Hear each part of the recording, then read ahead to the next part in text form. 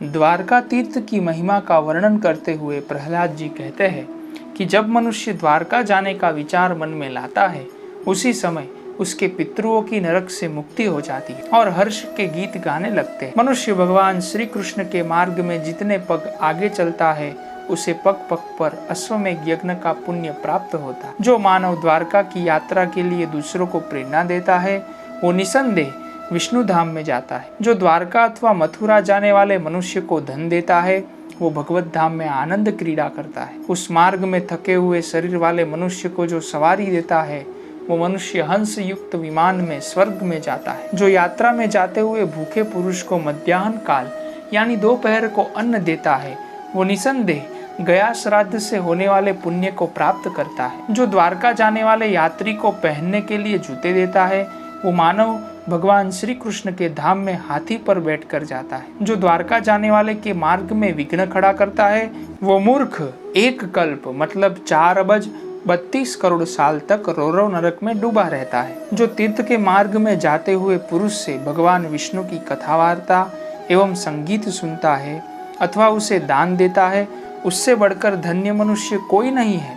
द्वारका में देवाधिदेव भगवान श्री कृष्ण का मंदिर कैलाश शिखर के समान ऊंचा और श्वेत बादलों की भांति उज्जवल है। जो उसका दर्शन करता है, वो मनुष्य में श्रेष्ठ है। दूर से ही लहराती हुई ध्वजा पताका के साथ भगवान मंदिर का सुवर्णमय कलश देखकर जो भी मनुष्य उसे प्रणाम करता है, उसके पंच पाप, भयंकर पाप, मार्ग में पैरों से दबकर मरे हुए कृमि कीट और पतंग आदि के वध से होने वाले पाप, परान्न भोजन, परकीय जलपान, ये सभी पाप नष्ट हो जाते हैं। 1000 बार सुवर्ण का दान करने से जो फल मिलता है, उससे करोड़ों गुना फल द्वारका में श्री कृष्ण के मुख का दर्शन करने से मिल जाता है। तदनंतर भगवान श्री कृष्ण ही जिसके आश्रय है, उस गोमती नदी के समीप जाना चाहिए। उसके दर्शन मात्र से मनुष्य अपने सभी पापों से मुक्त हो जाता है।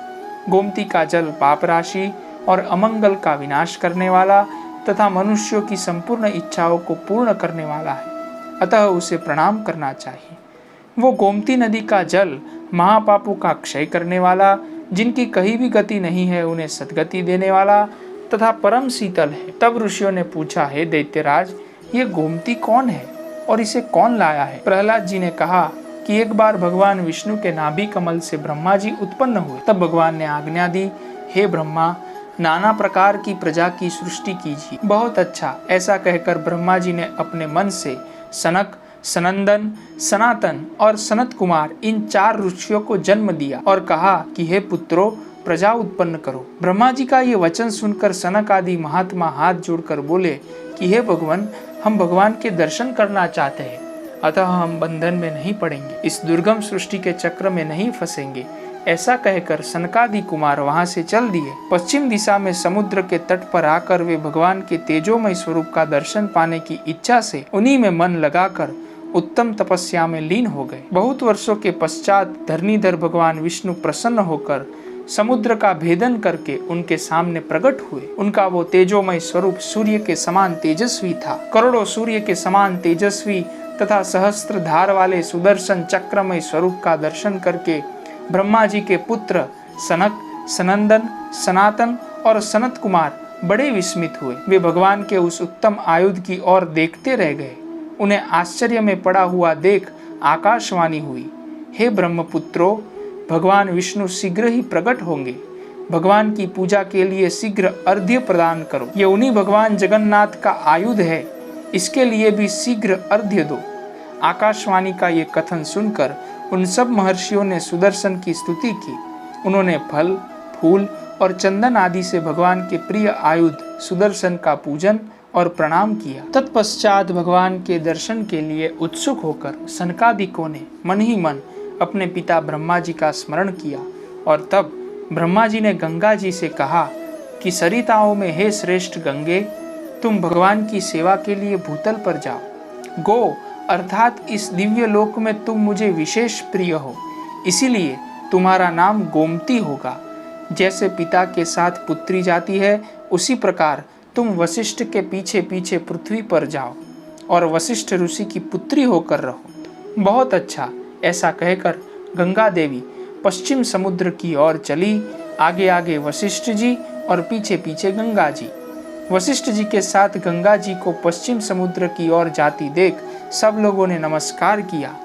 जहाँ सनक आदि महात्मा थे वही गंगा जी प्रकट हुई।